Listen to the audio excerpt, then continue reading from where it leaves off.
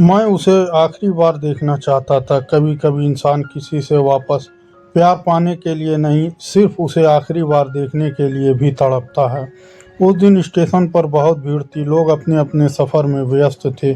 कोई किसी को विदा कर रहा था, कोई किसी का इंतज़ार। लेकिन उन हज़ारों चेहरों के बीच मेरी नज़र सिर्फ एक चेहरे को ढूंढ रही थी, उस चेहरे को जिसे मैंने अपनी पूरी दुनिया समझ लिया था। मेरा नाम आरव है और यह कहानी उस लड़की की है जिसने मुझे प्यार करना सिखाया और फिर उसी प्यार को मेरी सबसे बड़ी कमजोरी बना दिया। उसका नाम अनन्या था। मैं उसे आखिरी बार देखना चाहता था, सिर्फ एक बार, बस एक बार, ताकि मैं खुद से कह सकूं कि अब सब खत्म हो चुका है। लेकिन कहानी यहीं से शुरू नहीं हुई। कहानी शुरू हुई थी 3 साल पहले, जब मैं पहली बार उससे मिला था। मैं एक साधारण लड़का था, छोटी सी नौकरी करता था। बहुत बड़े सपने नहीं थे, बस इतना चाहता था कि ज़िंदगी शांति से गुजर जाए। सुबह काम, शाम को घर और बीच में कुछ छोटे छोटे सपने। फिर एक दिन वह मेरी ज़िंदगी में आई। उस दिन ऑफिस में नए लोगों का परिचय कराया जा रहा था। सब लोग अपनी अपनी जगह बैठे थे। तभी वह अंदर आई, सफ़ेद रंग का सूती सलवार कुर्ता, बाल खुले हुए और चेहरे पर ऐसी मुस्कान जिसे देखकर किसी का भी खराब दिन अच्छा हो जाए। नमस्ते, मैं अनन्या हूँ। बस इतना ही कहा था उसने, लेकिन पता नहीं क्यों उसकी आवाज़ मेरे भीतर कहीं उतर गई। पहले कुछ दिनों तक बस औपचारिक बातें होती रही, फिर धीरे धीरे बातचीत बढ़ने लगी।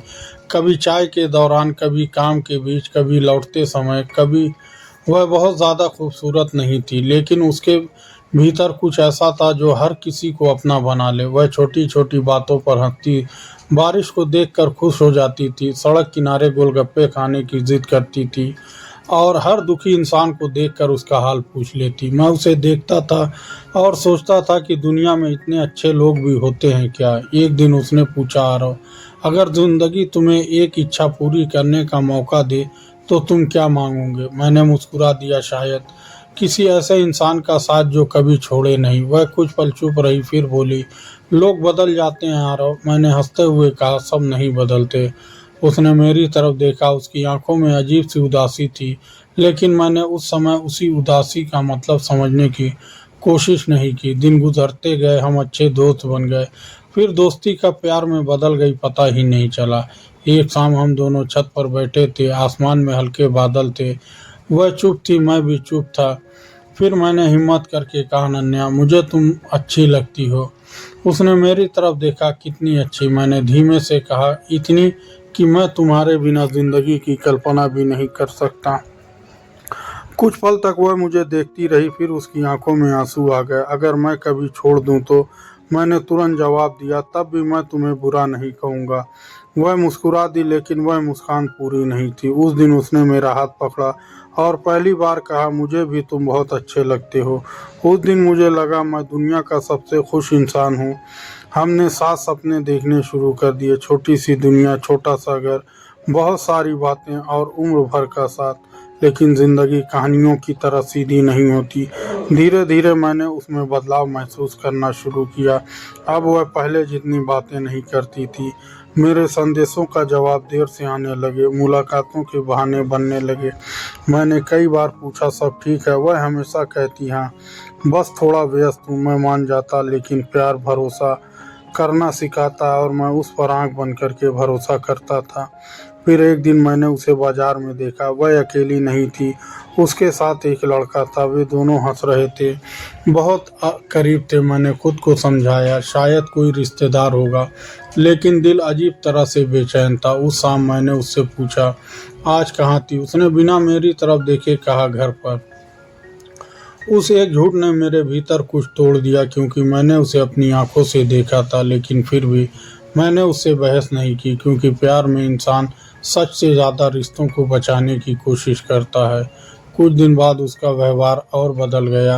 अब वह अक्सर चिड़चिड़ी हो जाती है, मेरी बातों पर नाराज़ हो जाती है और छोटी छोटी बातें कह देती है, तुम मुझे समझते ही नहीं। मैं समझना चाहता था, बहुत कोशिश करता था, लेकिन शायद वह खुद ही मुझसे दूर जाना चाहती थी। एक रात उसने अचानक कहा, आरव, क्या प्यार हमेशा के लिए काफ़ी होता है? मैंने कहा, अगर दोनों निभाना चाहे तो हाँ। वह चुप हो गई, उसकी आंखों में अपराध बोध था, लेकिन मैं फिर भी कुछ समझ नहीं पाया। फिर वह दिन आया जिसने मेरी पूरी दुनिया बदल दी। उसने मुझे मिलने के लिए बुलाया, वही पुरानी जगह जहां हम अक्सर बैठा करते थे। मैं बहुत खुश था, सोचा शायद सब ठीक हो जाएगा, शायद वह फिर से पहली जैसी हो जाएगी। मैं जल्दी पहुंच गया। वह कुछ देर बाद आई, लेकिन आज उसके चेहरे पर वह मुस्कान नहीं थी। वह मेरी आंखों में देखने से बच रही थी। मैंने पूछा, क्या हुआ? उसने गहरी सांस ली, फिर बोली, हमें अलग हो जाना चाहिए। मुझे लगा जैसे मैंने गलत सुना हो। क्या मैं अब यह रिश्ता नहीं निभा सकती? लेकिन क्यों? मेरी आवाज़ कांप रही थी। उसने नज़रें झुका ली, क्योंकि मैं किसी और से प्यार करती हूँ। मेरे पास सब कुछ जैसे रुक गया, हवा, आवाज़ें, समय, सब कुछ। मैंने धीमी आवाज़ में पूछा, कब से? उसने जवाब नहीं दिया। मैंने फिर पूछा, क्या वह वही लड़का है? उसने सर झुका लिया। मेरे सारे सवालों के जवाब मिल चुके थे। मेरी आंखों के में आंसू थे, लेकिन मैं रोया नहीं। मैं सिर्फ उसे देखता रहा, उस लड़की को जिसके साथ मैंने अपना भविष्य देखा था। मैंने कांपती आवाज़ में पूछा, क्या कभी मुझसे प्यार किया था? उसकी आंखों से आंसू गिर पड़े। किया था आरव, फिर उसने धीरे से कहा, लेकिन अब नहीं। उस एक वाक्य ने मुझे भीतर से ख़त्म कर दिया, क्योंकि धोखा तब ज़्यादा दर्द देता है जब सामने वाला कभी सचमुच अपना रहा हो। मैं वहाँ से उठ गया। उसने पीछे से आवाज़ दी, आरव, लेकिन मैं नहीं रुका। उस रात मैं बहुत देर तक सड़कों पर चलता रहा। बारिश हो रही थी, लोग अपने घरों में जा चुके थे, लेकिन मेरे पास लौटने के लिए कोई जगह नहीं थी, क्योंकि जिस इंसान को मैंने अपना घर समझा था वह किसी और का हो चुका था। मैंने पहली बार महसूस किया कि टूटने की आवाज़ हमेशा बाहर नहीं आती। कुछ चीज़ें इंसान के भीतर टूटती हैं और उनकी गूंज सिर्फ वही सुन सकता है।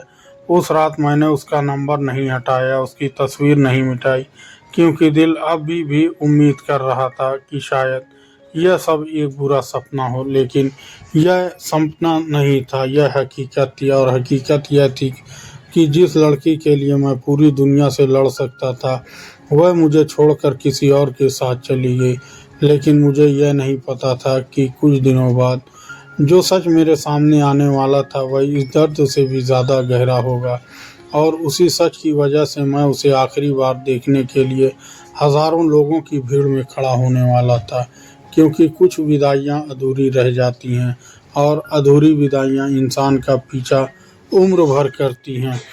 क्या सचमुच वह मुझे भूल चुकी थी? क्या उसके लिए हमारा रिश्ता सिर्फ एक बीता हुआ अध्याय था, या फिर उसके जाने के पीछे कोई ऐसा कारण था जिसकी मैंने कभी कल्पना भी नहीं की थी? उसका जवाब मुझे बहुत जल्द मिलने वाला था, और शायद उसके जवाब के बाद मेरी ज़िंदगी कभी पहले जैसी नहीं रहने वाली थी। मैं उसे आखिरी बार देखना चाहता था। उसके जाने के बाद ज़िंदगी चल तो रही थी, लेकिन जी नहीं रही थी। सुबह आँख खुलती तो सबसे पहले उसका ख्याल आता। रात को नींद नहीं आती तो आखिरी आखिरी याद भी उसी की होती। मैंने कई बार खुद को समझाया कि अब सब खत्म हो चुका है, लेकिन दिल तर्क नहीं समझता, यह सिर्फ महसूस करता। और मेरा दिल अब भी उसी के पास अटका हुआ था।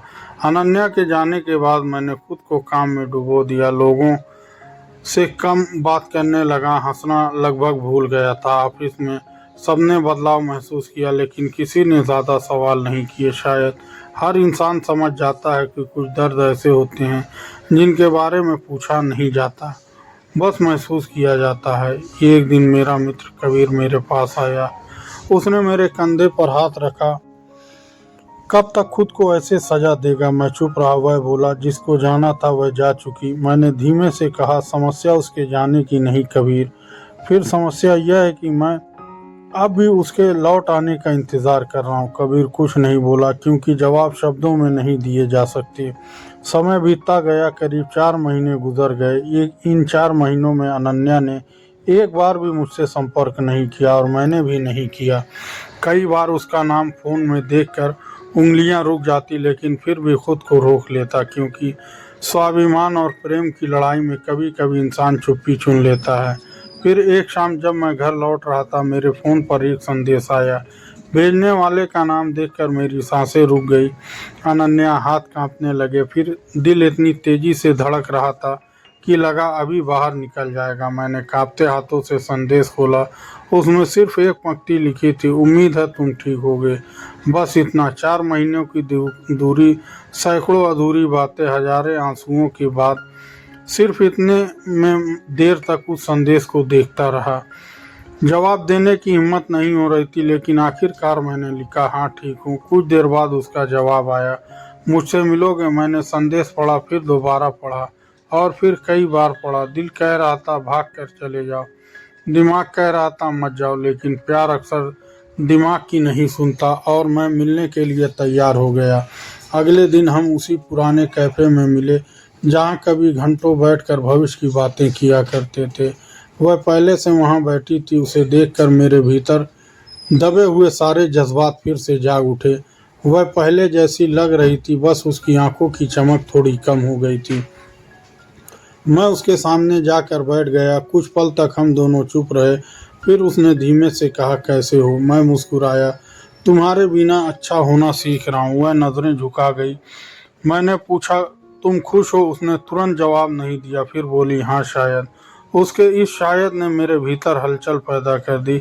मैंने खुद को संभालते हुए पूछा, मुझे क्यों बुलाया? उसने गहरी सांस ली, बस तुमसे बात करनी थी। किस बारे में? वह कुछ पल चुप रही, फिर बोली, तुम मुझसे नफरत करते हो। मैं हल्का सा हंस पड़ा। अगर नफरत कर पाता तो शायद इतना दर्द नहीं होता। उसकी आंखें भर आई, लेकिन इस बार मैंने खुद को कमज़ोर नहीं पड़ने दिया। मैंने उससे पूछा, क्या वह तुम्हें खुश रखता है? उसने सर हिलाया, हाँ। मैंने ज़बरदस्ती मुस्कुराते हुए कहा, अच्छी बात है। लेकिन सच ये था कि उस पल मेरे भीतर कुछ फिर से टूट रहा था। कुछ देर बाद उसने कहा, तुम बहुत अच्छे इंसान हो आरव। मैंने उसकी तरफ देखा, लेकिन वह चौंक गई। क्या? हर विदाई में एक लेकिन ज़रूर होता है अनन्या। वह चुप रही। उस दिन की मुलाकात बिना किसी निष्कर्ष के खत्म हो गई, लेकिन उसके बाद कुछ बदल गया था। अनन्या फिर से कभी कभी संदेश भेजने लगी, कैसे हो, खाना खा लिया, काम कैसा चल रहा है। मैं उलझ गया। जो लड़की मुझे छोड़कर जा चुकी थी, वह फिर से मेरी जिंदगी के दरवाजे पर क्यों दस्तक दे रही थी? कबीर ने कहा, सावधान रहना। मैंने पूछा, क्यों? वह बोला, क्योंकि कुछ लोग चले जाते हैं, लेकिन यह तय नहीं कर पाते कि तुम्हें पूरी तरह छोड़ना है या नहीं। उसकी बात मेरे दिल में उतर गई। कुछ दिनों बाद सोशल माध्यम पर अनन्या की तस्वीर सामने आई। वह उसी लड़के के साथ थी जिसके लिए उसने मुझे छोड़ा था। दोनों मुस्कुरा रहे थे। तस्वीर देखकर मेरे भीतर एक अजीब शांति उतर आई। पहली बार मुझे एहसास हुआ कि मैं उसे रिश्ते को अकेले ढोता रहा, जिसे बचाने की कोशिश सिर्फ मैंने की थी। उस रात मैंने उसका संदेश नहीं खोला, अगले दिन भी नहीं। तीसरे दिन उसका फ़ोन आया, मैंने उठाया नहीं। चौथे दिन फिर फ़ोन आया, इस बार मैंने उठा लिया। दूसरी तरफ कुछ पल खामोशी रही, फिर उसकी आवाज़ आई, तुम मुझसे नाराज़ हो? मैंने शांत स्वर में कहा, नहीं। फिर बात क्यों नहीं कर रहे? मैं कुछ क्षण चुप रहा, फिर बोला, क्योंकि अब मैं खुद को बचाने की कोशिश कर रहा हूँ। दूसरी तरफ सन्नाटा छा गया। कुछ देर बाद उसने धीरे से कहा, मैंने तुम्हें बहुत दुख दिया ना? मेरी आंखें नम हो गई, लेकिन मैंने खुद को संभालते हुए कहा, कुछ सवालों के जवाब जानकर भी नहीं देने चाहिए। उसने कुछ नहीं कहा और फ़ोन कट गया। उसके बाद लगभग 2 महीने तक कोई संपर्क नहीं हुआ। मैं धीरे धीरे सामान्य होने लगा। फिर एक दिन ऑफिस से लौटते समय मेरे सामने अचानक अनन्या आकर खड़ी हो गई। मैं हैरान रह गया। वह भी बहुत बेचैन लग रही थी। मैंने पूछा, क्या हुआ? उसने कहा, मुझे तुमसे ज़रूरी बात करनी है। हम पास के पार्क में जाकर बैठ गए। उसके हाथ काँप रहे थे, आंखें लाल थी। मैंने पूछा, सब ठीक है? उसने धीमे स्वर में कहा, मैंने बहुत बड़ी गलती कर दी। मेरा दिल जोर से धड़कने लगा। क्या मतलब? उसने रोते हुए कहा, जिसके लिए मैंने तुम्हें छोड़ा था वह वैसा नहीं निकला जैसे मैंने सोचा था। मैं चुप रहा। वह बोलती रही। उसने मुझे समझा नहीं, सम्मान नहीं दिया और मुझे एहसास हुआ कि मैंने क्या खो दिया। मैं उसकी बातें सुन रहा था, लेकिन इस बार मेरा दिल पहले जैसा नहीं धड़क रहा था। उसने मेरी तरफ देखकर कहा, क्या हम फिर से शुरुआत कर सकते हैं? यह वही सवाल था जिसका इंतज़ार मैं महीनों तक किया था, लेकिन जब वह सवाल मेरे सामने आया तो मैं खामोश रह गया, क्योंकि कुछ टूटने ऐसी होती हैं जो जुड़ तो जाती हैं, लेकिन उनकी दरारें कभी नहीं मिटती। मैंने उससे पूछा, अगर वह तुम्हें छोड़कर नहीं जाता तो क्या तुम वापस आती। उसकी आंखें झुक गई। उसकी खामोशी ही जवाब थी। मेरे आंखों में आंसू थे, लेकिन इस बार वे कमजोरी के नहीं थे, वे स्वीकार करने के आंसू थे। मैंने धीमे से कहा, मैंने तुम्हें सच्चा प्यार किया था अनन्या। वह रो पड़ी। मैंने आगे कहा, लेकिन मैं किसी का दूसरा विकल्प नहीं बन सकता। उसने कांपती आवाज में पूछा, तो क्या सब खत्म हो गया। मैंने उसकी तरफ देखकर कहा, कुछ रिश्ते खत्म नहीं होते, वो बस वहीं रुक जाते हैं जहां उनका सम्मान टूट जाता है। वह फूट फूट कर रोने लगी और पहली बार मैंने उसे सांत्वना नहीं दी, क्योंकि कभी कभी किसी को उसके फैसलों के साथ अकेला छोड़ देना भी जरूरी होता है। वह उठकर जाने लगी, फिर मुड़ी और बोली, क्या तुम मुझे कभी माफ कर पाओगे। मैंने कुछ पल सोचा, फिर कहा, शायद हाँ, लेकिन भूल नहीं पाऊंगा। वह चली गई और मैं उसे जाता हुआ देखता रहा, लेकिन मुझे नहीं पता था कि यह हमारी आखिरी मुलाकात नहीं थी, क्योंकि कुछ दिनों बाद मुझे उसके विवाह का निमंत्रण मिलने वाला था और उस निमंत्रण के साथ मेरे सामने जिंदगी का सबसे कठिन फैसला आने वाला था। क्या मैं उसे आखिरी बार देखने जाऊंगा या बिना मिले हमेशा के लिए उसे अपने अतीत में छोड़ दूंगा। उस सवाल का जवाब मेरे जीवन की सबसे भावनात्मक रात लिखने वाला था। उस दिन शाम के करीब 5 बज रहे थे। मैं अपने कमरे की खिड़की के पास बैठा हुआ था। बाहर हल्की फुल्की बारिश हो रही थी, हाथों में चाय का कप था और दिल में वही पुरानी खामोशी। इतने महीनों में मैंने खुद को थोड़ा बहुत संभालना सीख लिया था। मैं उसकी यादों से पहले जैसी बेचैनी नहीं करती थी। दर्द अब भी था, लेकिन अब वह चीखता नहीं था, बस दिल के किसी कोने में चुपचाप बैठा रहता। तभी दरवाजे पर दस्तक हुई। मैंने उठकर दरवाज़ा खोला। सामने कबीर खड़ा था, उसके हाथ में एक लिफाफा था। उसने मेरी तरफ बढ़ाते हुए कहा, यह तेरे लिए आया है। मैंने लिफाफा हाथ में लिया। उस पर मेरा नाम लिखा हुआ था। उस लिखावट को पहचानने में मुझे एक पल भी नहीं लगा। वह अनन्या की लिखावट थी। मेरी धड़कनें अचानक तेज हो गई। कांपते हाथों से मैंने लिफाफा खोला। अंदर एक विवाह का निमंत्रण पत्र था, अनन्या की शादी का कार्ड। कुछ क्षणों तक मैं उसे बिना पलक झपकाए देखता रहा। फिर मेरी नज़र उसके साथ रखे एक छोटे से कागज पर गई। उस पर लिखा था, अगर संभव हो तो आ जाना, शायद यह हमारी आखिरी मुलाकात होगी। बस इतना ही। मैंने धीरे से अपनी आंखें बंद कर ली। जिस लड़की के साथ मैंने पूरी जिंदगी बिताने के सपने देखे थे, आज वही मुझे अपनी शादी में बुला रही थी। कबीर मेरी तरफ देखता रहा। उसने धीरे से पूछा, जाएगा। मैंने उसकी तरफ देखा। क्या तुझे लगता है। कुछ देर चुप रहने के बाद बोला, अगर नहीं गया तो शायद पूरी जिंदगी सोचता रहेगा कि आखिर बार उसे देख लेना चाहिए था। उस रात मुझे बिल्कुल नींद नहीं आई। पुरानी यादें बार बार लौट कर आती रही। उसकी पहली मुस्कान, हमारी पहली मुलाकात, पहली बार उसका हाथ पकड़ना, पहली बारिश, पहला झगड़ा और फिर वह दिन जब उसने कहा था, मैं किसी और से प्यार करती हूँ। सुबह होने तक मैंने फैसला कर लिया, मैं जाऊँगा। उसे रोकने के लिए नहीं, उसे वापस पाने के लिए नहीं, सिर्फ इसलिए ताकि मेरी कहानी अधूरी विदाई के साथ खत्म ना हो। शादी वाले दिन मैं समय से पहले पहुंच गया। चारों तरफ रोशनी जगमगा रही थी, लोग हंस रहे थे, बच्चे इधर उधर दौड़ रहे थे, ढोल और शहनाई की आवाज़ें पूरे माहौल में घुली हुई थी। हर तरफ खामोशियां बिखरी हुई थी और उन्हीं खामोशियों के बीच मैं अपने टूटे हुए अतीत के साथ खड़ा था। मैंने खुद से कहा, बस एक बार उसे देखना है। कुछ देर बाद मेरी नज़र उस पर पड़ी। वह लाल जोड़े में बैठी थी, बहुत खूबसूरत लग रही थी, लेकिन उसकी मुस्कान में वह मासूमियत नहीं थी जिससे मैं कभी प्यार कर बैठा था। मैं दूर खड़ा था, उसे देखता रहा। अचानक उसकी नज़र मुझ पर पड़ी। वह कुछ क्षणों के लिए ठहर गई, फिर उसने अपनी सहेली से कुछ कहा। कुछ मिनट बाद उसकी सहेली मेरे पास आई। अनन्या तुमसे मिलना चाहती है। मेरे कदम भारी हो गए, लेकिन मैं उसके पास चला गया। वह एक कमरे में खड़ी थी। कुछ पल तक हम दोनों चुप रहे। फिर उसने धीमी आवाज़ में कहा, तुम आ गए। मैंने हल्की मुस्कान के साथ जवाब दिया, तुमने बुलाया था। उसकी आंखें भर आई। मुझे लगा था तुम नहीं आओगे। मैंने कहा, मैं खुद से भाग सकता हूँ, लेकिन अपनी यादों से नहीं। वह रो पड़ी। मुझे माफ़ कर दो आरव। मैंने उसकी तरफ देखते हुए कहा, मैंने तुम्हें बहुत पहले माफ़ कर दिया था। सच हाँ, क्योंकि नफरत का बोझ बहुत भारी होता। वह कुछ पल चुप रही, फिर बोली, क्या तुमने कभी मुझसे नफरत की थी? मैं हल्का सा मुस्कुराया। बहुत कोशिश की, लेकिन जिससे सच्चा प्यार किया हो उसे नफरत करना आसान नहीं होता। उसने अपने आंसू पोंछे। तुम बहुत अच्छे हो। मैं हल्का सा हंस पड़ा। नहीं, बस तुम्हें बहुत ज्यादा चाहा था। कमरे में फिर खामोशी छा गई। कुछ देर बाद उसने पूछा, अगर मैंने उस दिन तुम्हें नहीं छोड़ा होता तो क्या हम खुश रहते? मैंने कुछ पल सोचा, फिर कहा, शायद। वह बोली, शायद। मैंने जवाब दिया, क्योंकि रिश्ते सिर्फ प्यार से नहीं चलते, उन्हें भरोसे और साथ की भी ज़रूरत होती है। उसने सर झुका लिया। मैंने तुम्हारा भरोसा तोड़ दिया था। मैंने कोई जवाब नहीं दिया, क्योंकि कुछ सच ऐसे होते हैं जिन्हें दोहराने की ज़रूरत नहीं पड़ती। वह मेरी तरफ देखकर बोली, मैं चाहती हूँ कि तुम आगे बढ़ जाओ। मैं मुस्कुरा दिया। आज यहाँ आकर मुझे भी यही समझ आया।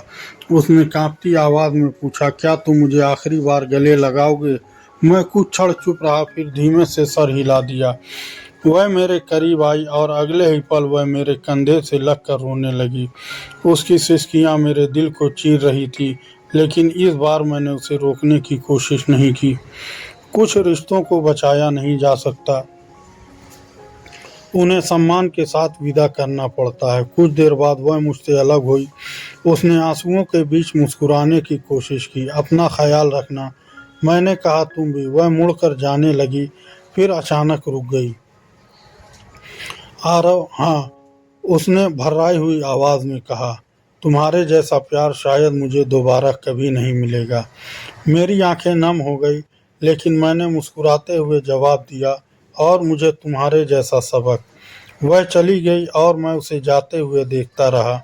कुछ देर बाद शादी की रस्में शुरू हो गई। मैं दूर खड़ा रहा, फिर बिना किसी को बताए वहाँ से निकल आया। बाहर रात हो चुकी थी, आसमान अब साफ था, बारिश रुक चुकी थी। मैं सड़क पर धीरे धीरे चलने लगा। पहली बार मुझे ऐसा महसूस हुआ कि मेरे भीतर कुछ शांत हो गया है। दर्द खत्म नहीं हुआ, लेकिन अब वह मुझे तोड़ नहीं रहा था। मैंने आसमान की तरफ देखा और खुद से कहा, मैं उसे आखिरी बार देखना चाहता था, ताकि उसे वापस पा सकूं। ऐसा नहीं, बल्कि इसलिए ताकि मैं खुद को वापस पा सकूं। उस रात घर पहुंचकर मैंने उसका नंबर मिटा दिया, उसकी तस्वीरें भी, लेकिन उसकी यादों को नहीं। क्योंकि कुछ लोग ज़िंदगी से चली जाते हैं, लेकिन हमारी कहानी का हिस्सा हमेशा बने रहते हैं। समय बीतता गया, मैंने फिर से जीना सीख लिया। अपने लिए, अपने सपनों के लिए, और उन लोगों के लिए जो बिना किसी शर्त के मेरे साथ खड़े थे। कई साल बाद भी जब कभी बारिश होती है तो अनन्या की याद ज़रूर आती है, लेकिन अब उन यादों में शिकायत नहीं होती, सिर्फ एक हल्की सी मुस्कान होती है। क्योंकि उसने मुझे एक बहुत बड़ी बात सिखाई, हर प्रेम का अंत विवाह नहीं होता। कुछ प्रेम हमें बेहतर इंसान बनाना सिखाने के लिए आते हैं। अगर कोई आपको छोड़कर चला जाए तो खुद को दोष मत दीजिए, क्योंकि किसी का चले जाना आपकी कीमत तय नहीं करता। सच्चा प्रेम कभी आपको तोड़कर नहीं जाता, और अगर कोई आपको अपना दूसरा विकल्प समझे तो उसे जाने दीजिए, क्योंकि आप किसी की मजबूरी नहीं, किसी की पहली पसंद बनने के हकदार हैं। मैंने उसे आखिरी बार देखा था, वह किसी और की हो रही थी, और उस दिन मैं फिर से अपना हो गया।